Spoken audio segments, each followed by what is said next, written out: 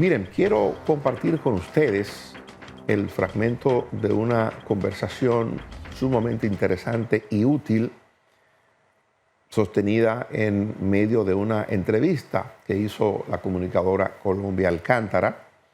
Así es que voy a compartir con ustedes esta conversación o parte de la conversación que ella sostuvo con un joven que se ha convertido o se ha vuelto a convertir en noticia, que se llama Afe Gutiérrez, esposo de la comunicadora Sara Pepe. Mi padre y yo fuimos apresados, como le dije, el 5 de febrero del 2009. Y mi padre duró 8 meses en la Victoria. 8 meses. 8 meses en la Victoria. ¿Por cuál de las dos acusaciones? ¿Violencia de género? De asesinato. Por el tema de violencia de género, nosotros lo que duramos fue un fin de semana hasta que nos conocieron medidas de coerción. Y por el tema del asesinato, nosotros duramos, papi duró, 6 meses duró mi papá, y yo duré 28 meses en la Victoria. Pero como medida de coerción, 28 meses. Yo estuve preso preventivo. La medida de coerción se extendió un año. En un año siguiente me condenaron a 30 años. ¿Y a tu papá? Y a mi papá 10. Esa condena, que incluso... ¿Quién pidió la victoria? Porque normalmente lo mandan a Najayo a personas con procesos así del nivel de ustedes. ¿Tú crees que a nosotros nos hicieron un proceso para que nosotros estuviéramos bien? Y disfrutaran de derechos. Porque yo le voy a decir algo. El Ministerio Público del Distrito Nacional a nosotros nunca nos acusó de la muerte de ese joven porque tenían conocimiento de que nosotros estábamos detenidos en ese momento. Estábamos bajo su custodia. Incluso una de las pruebas por excelencia en el caso es una certificación del mismo Ministerio Público que dice que estuvieron bajo nuestra custodia desde el viernes 10 hasta el lunes 13 de junio del 2005. O sea, que a ustedes les convino estar presos ese fin de semana. Exactamente. No había posibilidad alguna de que ni mi padre ni yo cometiéramos ese hecho. Exacto. Por eso la Fiscalía del Distrito Nacional no se prestó para esa vagamundería a la cual se prestó perfecto acoso. Pero yo lo que no entiendo es cómo lo sueltan de una vez. No, pero al muchacho, ¿cómo lo sueltan de una vez? Se lo agarraron infragante. Porque él era menor de edad. Ajá, ahí está el tema. Ya. Ok, estamos en la línea de tiempo, Afe. Llega, ¿cuánto tiempo pasa? ¿Quiénes te representaban? Y yo no sé, a propósito de la gente que está en sintonía con nosotros, pregunta a Edward si ustedes tienen los nombres de todas las personas que participaron en esos procesos. Llévanos en la línea de tiempo. Ustedes, tú vienes de luna de miel, 2 días después y te apresan. ¿Dónde te apresan? ¿Cómo te apresan? Me apresaron en la calle. Salimos en la mañana, mi papá y yo, a comprar unas necesidades de la empresa, del negocio. Y a una esquina de mi casa nos agarraron presos. O sea, ¿lo estaban ubicando? Sí. Ya lo estaban esperando. ¿Cómo después de 6 meses logra tu padre salir de la cárcel? Mi papá salió porque le variaron la medida de coerción a mi padre. Había demasiada presión con el tema del caso, incluso de los mismos jueces, porque había un tema de enfrentamiento de fiscales y jueces de esa demarcación que sabían lo que estaban haciendo los demás. Incluso la juez que le varía a mi papá la prisión por fianza, le varía la medida de coerción, dijo en el estrado: yo tengo en mi oficina una cajita donde me cabe todo lo que yo tengo aquí. Si me quieren votar, que me voten. Ella se arriesgó al tomar esa decisión. Y le varió a mi papá la decisión. ¿Cómo fueron esos 28 meses en la Victoria? Porque creo haber oído que tuviste situaciones también de seguridad en la Victoria. Claro, en la Victoria, en el segundo intento de asesinato que se estaba fraguando contra mí, en ese momento... Dígale, ¿por qué dices el segundo intento? Porque hubieron 3. Hubo 3 intentos. Afe, vamos mentalízate como que nadie conoce esa historia porque han pasado más de 15 años. Exacto. Cuéntanos en detalle, ¿cómo fueron cada uno de ellos? El director de prisión en ese momento, Pérez Sánchez, se comunica con el jefe de seguridad de la cárcel, coronel apellido Valenzuela, y le informa que necesita que me informe a mí lo que estaba sucediendo para que yo estuviera pendiente, porque una persona sin tener conocimiento de que quieren hacerle daño es más vulnerable.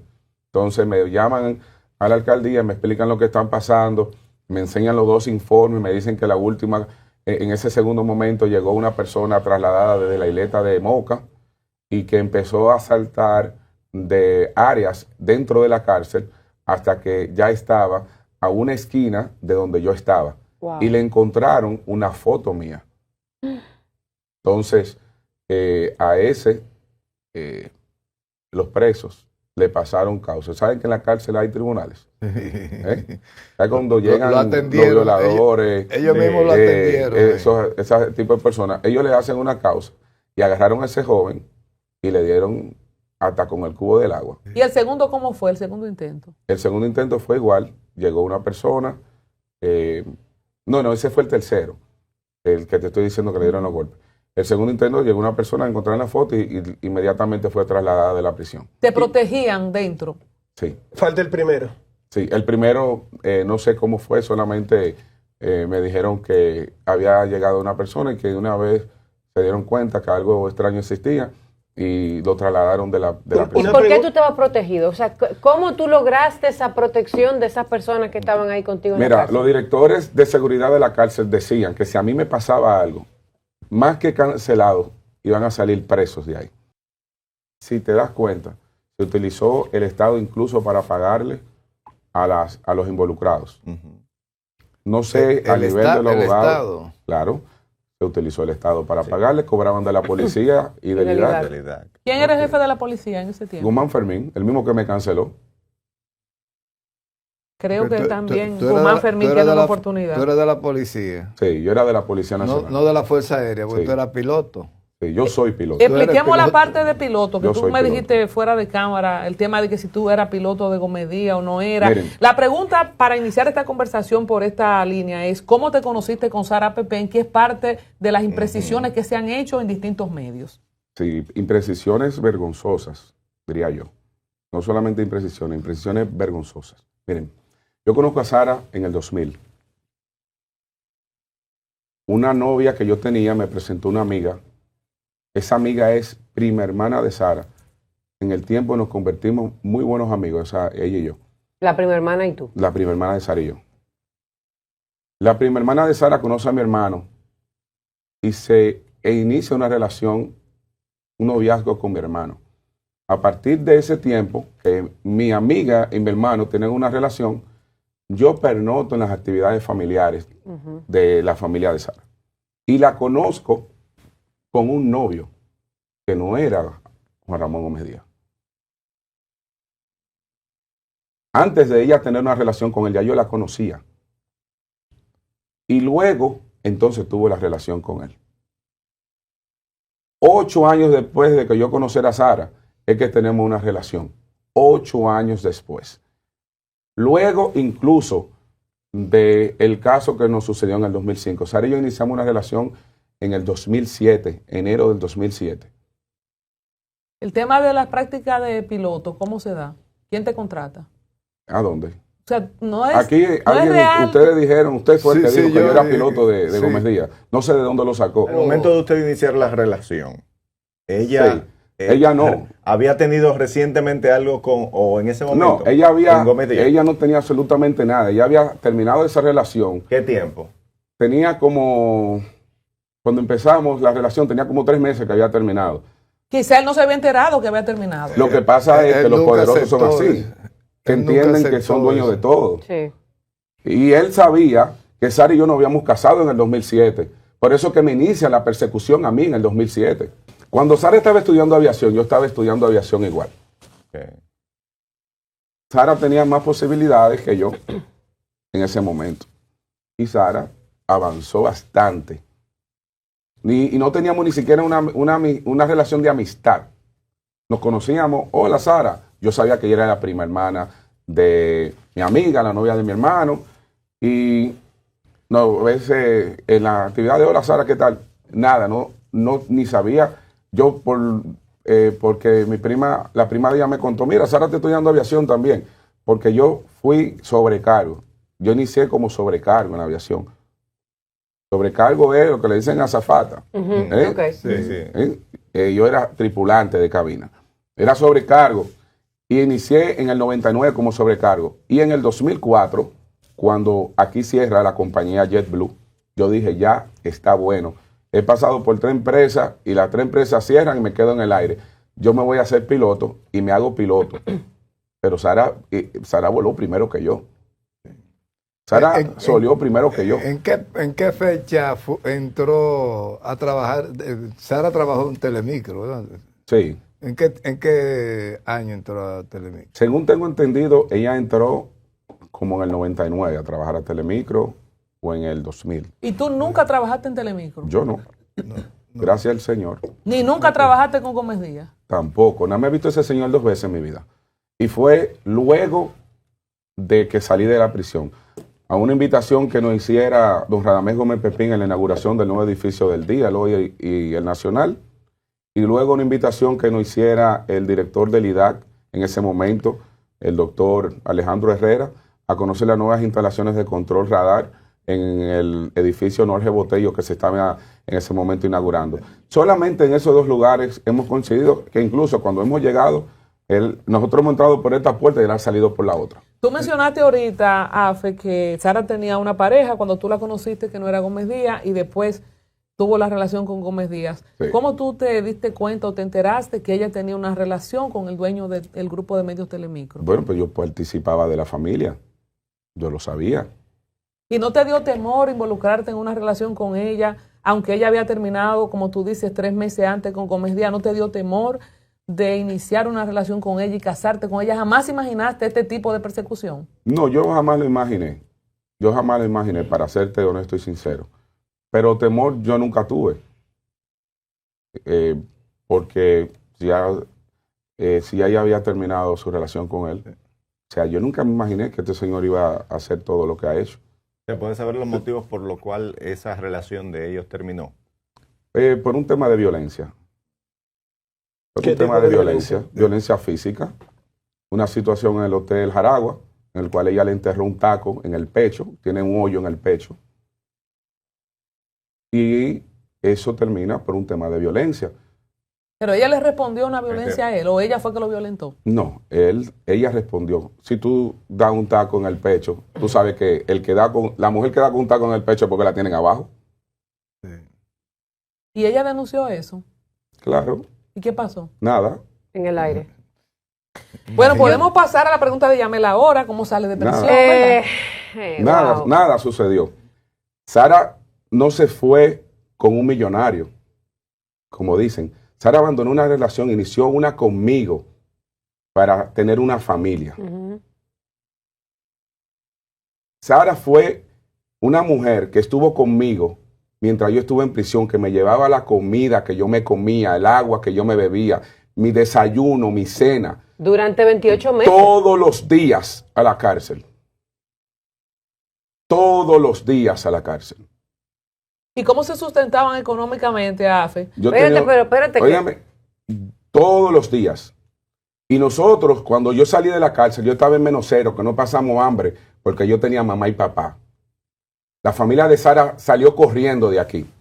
Todos se fueron, ninguno de ellos viven aquí. Sara se quedó conmigo echando el pleito en este país. Y salimos de -0 y ella no le interesó. Pues Sara le han hecho 250,000 ofertas. Sara no es una mujer metalizada. Sara no le interesa el dinero. Sara terminó la relación con ese señor porque ese señor no le daba a ella lo que ella necesitaba y encima la maltrataba. Afe, ¿es cierto que Sara no ha podido desarrollarse en los medios porque en cada medio que va se interviene para que salga? Exacto, eso es así. Pero ella ¿Tú estuvo recuerdas la guerra que hubo con César Medina? Cuando ella entró hoy mismo. Sí. No recuerdo, recuérdamela. Hubo una guerra durísima. Muy Pregúntele a Freddy. Muy fuerte. Le subía acabando con el presidente en ese momento, que era Danilo Medina, cada break comercial. Sí. En todas las emisoras cuando Sara entró a trabajar allá. No entendí, me perdí ahí. ¿Qué tiene que ver Danilo Medina con esto? Bueno, porque en una ocasión César Medina dijo que le retiraba la amistad a Danilo Medina por un tema político que había sucedido con Leonel. Entonces, para el calentar a César Medina, con el presidente en ese momento, que era Danilo, traía eso del pasado. Y lo pasaba en todos los breaks comerciales de Digital 15 y de Telemicro. Porque César Medina no aceptó sacar a Sara. Por eso. Por eso mismo. ¿Y qué tiempo Por ella eso. logró durar ahí? Pero a pesar de fueron muchos los boicots que se le hizo a Sara en los medios de comunicación. Fue varios casos de boicot. Claro, muchísimos, muchísimos. A veces tenía ya todo listo para iniciar de nuevo y de un momento a otro se caía todo. Hubo una entrevista que le dio Sara a un programa de televisión. Malu García. Cuéntame esa historia. Según me cuenta el comandante Soto Jiménez, el programa no sale porque existía una deuda económica entre Luz García y ese señor por unos terrenos en un asunto en Jarabacoa, Rancho Guaraguao. en Rancho Guaraguao. ¿Con cuál señor? En Constanza. En Constanza, con Gómez Díaz. Una deuda de unos terrenos. Y él no le había pagado y ese dinero estaba como incobrable. Y la entrevista se cambió por el pago por la deuda. de la deuda. Eso me lo contó el comandante Soto Jiménez hace como 4 o 5 años. Cuando te cantaron esos 30 años, uno a veces ve en películas como esos momentos, ¿verdad? Y en toda la película que hay un juicio y eso, es como el momento del veredicto, es un gran momento a nivel de expectativa. expectativa. Cuando te cantaron esos 30 años y esa información que hay que te ratificaron, cuéntanos un poco el proceso. Dijiste al inicio que te robaban los abogados hasta llegar a tu absolución. ¿Cómo es que te condenan y después te absuelven? Mira, en el primer tribunal que nos conoció el juicio de fondo, nosotros denunciamos quiénes estaban detrás de todo eso. Y uno de esos jueces, sabiendo nuestra denuncia, tenía a su esposa desde el mes de diciembre del 2008 y estábamos en el mes de marzo en el mes de diciembre del 2009, la esposa de uno de los jueces entra a laborar a Telemicro. Prácticamente una semana, 10 días después que apoderan ese tribunal. Y nosotros diciéndole al juez, a los 3 jueces, que teníamos una persecución desde allí, él sabiéndolo, no se inhibió. Pero no solamente eso. ¿Cómo fue? O sea, La esposa de de uno. uno de los jueces trabajaba en Telemicro. ¿Y cómo qué? ¿Qué era ella? Ella era encargada de prensa, de qué sé yo. Ahí están los El documentos. juez Yo tengo los documentos de la planilla del Ministerio de Trabajo. Tengo ahí los documentos. Porque pues nosotros hicimos una denuncia contra ese juez que nunca. ¿Cómo le se dieron llama el continuidad. juez? Fernando Fernández. Me parece que él presidente del Tribunal Superior Electoral o uno de los miembros que conforman el Tribunal Superior Electoral. ¿Y desde cuándo su esposa trabajaba en ese medio? Él ya empezó a trabajar una semana después que se apoderó ese tribunal para conocer este caso. Pero no solamente eso, yo tengo también una sentencia donde él también figura que a un hermano de Gómez Díaz mató a un hombre con un arma. Le dio un tiro en la cabeza, me parece que fue que leí, y le dio 2 años de prisión. Entonces, ¿qué pasó ahí con ese juez? Freddy, adelante. Ahí nos condenan a 30 años, vamos a la Corte de Apelación, la Corte de Apelación anula esa decisión Sí. y ordena un juicio nuevo. En el juicio nuevo hacemos la misma denuncia porque teníamos conocimiento de que uno de los jueces estaba permeado y una de las jueces tenía una relación con el abogado de actor civil, o sea, de la querellante. No teníamos las pruebas, pero hicimos la denuncia. Posteriormente a eso, uno de los de seguridad de allí me hizo llegar las fotografías donde se dan las muestras afectivas entre la jueza, que hoy es jueza de la Corte de Apelación de la provincia de Santo Domingo, y el abogado que en ese momento estaba llevando el caso de la parte querellante. Continuándote el relato con el tema de esos jueces, nosotros hicimos una denuncia también ante el Consejo del Poder Judicial en la cual nunca le dieron continuidad. Esos jueces, que hay 2 que todavía están activos. Ese es el que está en el Tribunal Superior Electoral. La otra jueza es Eudelina Salvador Reyes, que está como miembro o presidenta de la Corte de Apelación de la provincia de Santo Domingo.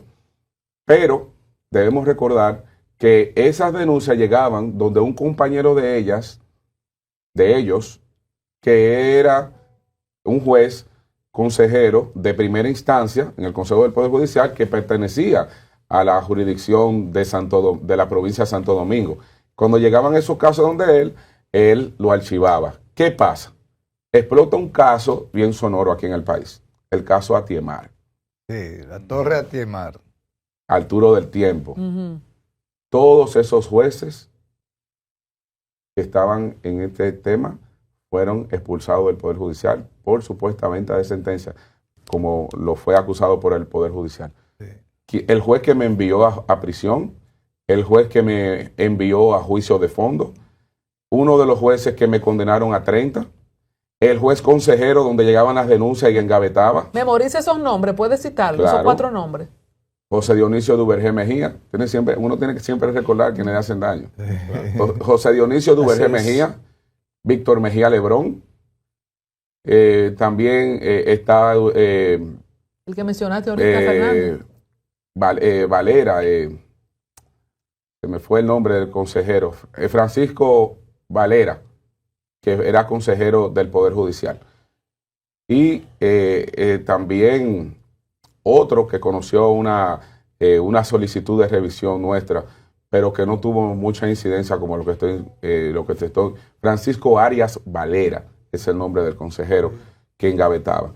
Luego, cuando volvemos a introducir la denuncia, a quien le llega la denuncia es al juez que nos cantó 30 primero y que hoy está en el seno como presidente del Tribunal Superior Electoral, que es Fernando Fernández.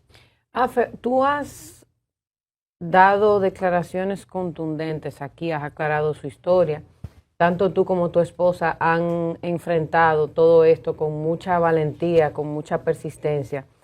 2 preguntas. Primero, ¿cuál es tu expectativa ahora después de la rueda de prensa que diste? Tu expectativa hasta de cómo tú pretendes vivir tu vida, tú y tu familia. Y segundo, ¿tienes algún temor? ¿Temes por tu vida? ¿Has temido por tu vida en algún momento ahora que tú estás en libertad y sabiendo que tú sales a la calle y sin pelos en la lengua frente a cámaras y a una gran audiencia, tú dices tu verdad? Mira, creo que he aprendido a vivir con el miedo. Una muestra de eso es que mira hasta dónde hemos llegado con el tema de este caso. Mira, en el 2017, mientras se estaba conociendo el último juicio en el cual me volvieron a descargar, que fue en el 4º tribunal colegiado, mi hija mayor, que cumplió el viernes pasado 16 años, y mi hijo menor, que en ese momento, que cumplió la semana antepasada 13, tenía el menor 5 y Sharon tenía 8. Un niño en la guagua de la escuela le dijo: mi papá me dijo que tu papá es un asesino. Y mis hijos llegaron llorando a la casa. Pelearon. Y le hicieron un bullying luego de eso con eso. Yo tuve que sentarme, buscar la manera dentro de la impotencia, a explicarle a mi hija de 8 años y a mi hijo de 5 que pudieran entender qué era lo que estaba sucediendo y por qué le estaban diciendo que su papá era un asesino. Ese día yo juré que yo iba a luchar hasta demostrar no solamente un descargo, sino hasta que se viera el Estado Dominicano condenado por lo que a mí se me había hecho. ¿Te hiciste abogado en el proceso? Me hice abogado en el proceso. ¿Para defenderte tú mismo? Para defenderme. Para poder entender las atrocidades que hacían. Porque yo veía el código, veía todo. Y decía, pero ¿cómo es posible que el Ministerio Público, único, indivisible, que tiene fe pública, emite una certificación de que yo me encontraba preso en el momento de ocurrir ese hecho. Y La mayor un Ministerio evidencia Público del Distrito Nacional dice, él estaba preso aquí, y el Ministerio Público de la provincia de Santo Domingo, perfecto que es idiota, la mayor evidencia que tú estés tenía, en manos de decía la- que no, que eso no tenía ninguna validez. Wow, qué locura. A Perfecto Acosta, el procurador Radamés Jiménez, que era el procurador, ¿tú lo has demandado personalmente o tú demandaste fue al aparato Yo demandé al aparato, yo demandé a la Procuraduría. Y como te estaba diciendo hace un momento, ni siquiera fue por un tema monetario, sino fue por un tema de dignidad. Si hemos mencionado el nombre de Gómez Díaz 75 veces en este tiempo, contra él, ¿qué vas a hacer? Contra él, ¿tú sabes qué yo voy a hacer? Orar mucho, para que Papá Dios le dé la paz que él necesita. Okay. Es lo que tú mejor. sepas en ese Por él tiempo? yo voy a orar mucho. Ojalá se haya arrepentido de todo lo que nos hizo a nosotros. ¿Tú sabes por qué? Porque la única realidad que uno tiene es que cuando uno sale de este plano terrenal, uno tiene que ir a darle cuenta a Papá Dios. Así es. Y él tiene hijos que quizás cuando tiene que querer a sus hijos. Y nieto. Tiene nietos que él va a querer volver a juntarse con todos de nuevo. Y si él no se ha arrepentido, no va a llegar al cielo. En este tiempo, cuando uno ve todos estos intentos, hasta ahora, hasta lo que acabamos de hablar de tu salida de la cancelación del programa de radio de la cadena RCC Media, que tú sepas un intento de recuperar esa relación de parte de la otra persona, estando ella contigo. ¿Cómo? Todas estas persecuciones que hemos visto, ¿verdad? Y todo Un lo que intento. pasó. Es que el tema, no, a quien tú amas, tú no lo dañas. A quien tú amas, tú no lo dañas. Aquí es un tema de ego. De obsesión. Yo soy el poderoso. Pero Yo que tú soy el sepas, que él no tengo, trató soy de yo que ella el- vuelva con Soy él. yo el que debo determinar cuando yo diga. Y como yo ¿Entiendes? ¿Sabes lo que le hacían a Sara? A Sara, cuando decía hasta aquí, por el tema de la violencia, a Sara le decían que iban a cancelar a toda su familia de donde estaba. Llamaba a Roberto Salcedo, le cancelaba a la mamá del ayuntamiento, que era la gobernadora del Palacio Consistorial. Llamaba al ministro de Salud Pública, la tía que doctora, la cancelaban. A la hermana de Sara, que era la directora de Primera FM, le daba su liquidación, su cheque, si a veces se lo daba, la botaba. A la amiga de ella la botaba, el papá que trabajaba en la emisora de Baní lo mandaba a cancelar. Y tenía la familia. Después, oye, ¿qué pasó? Óyeme, trata de arreglar esto. ¿Y qué es lo que pasa?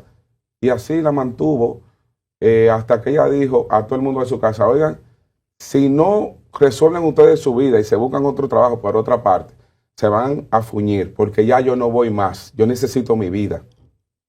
¿Es un secuestro? Sí.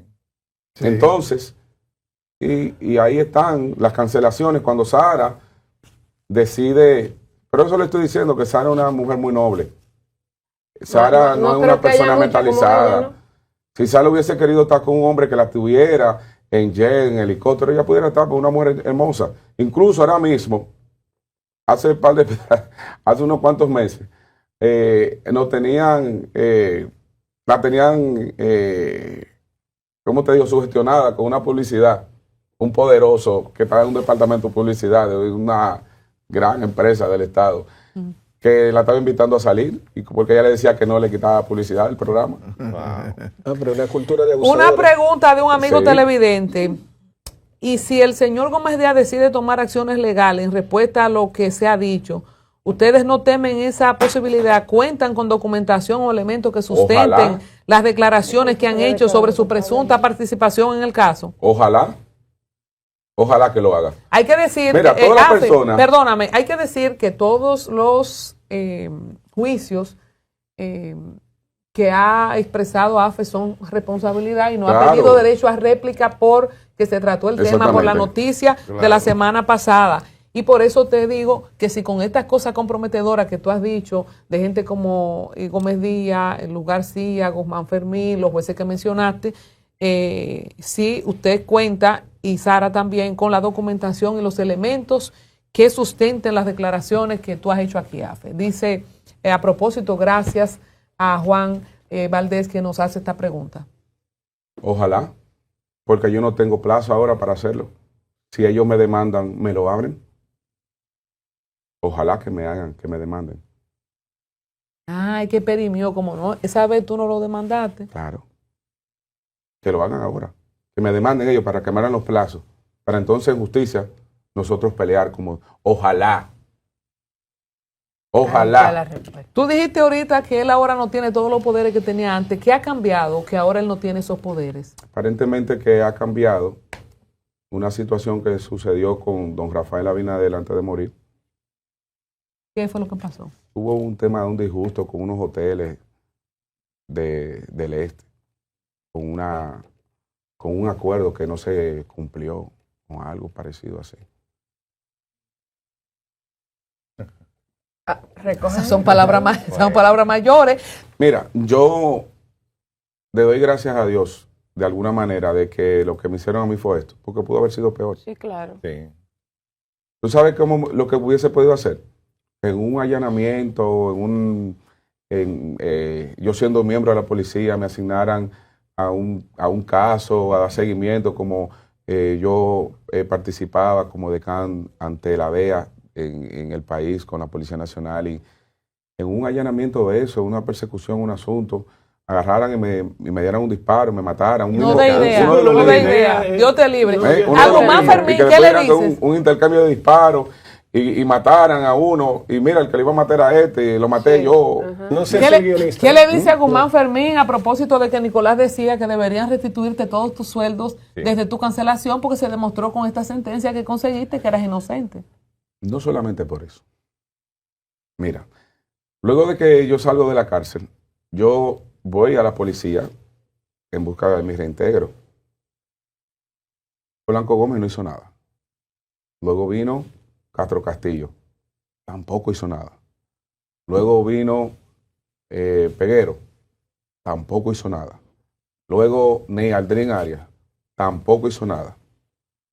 El primer jefe de la policía, Eduardo Sánchez, mayor general Eduardo Sánchez, yo le hice una solicitud también a él cuando llega.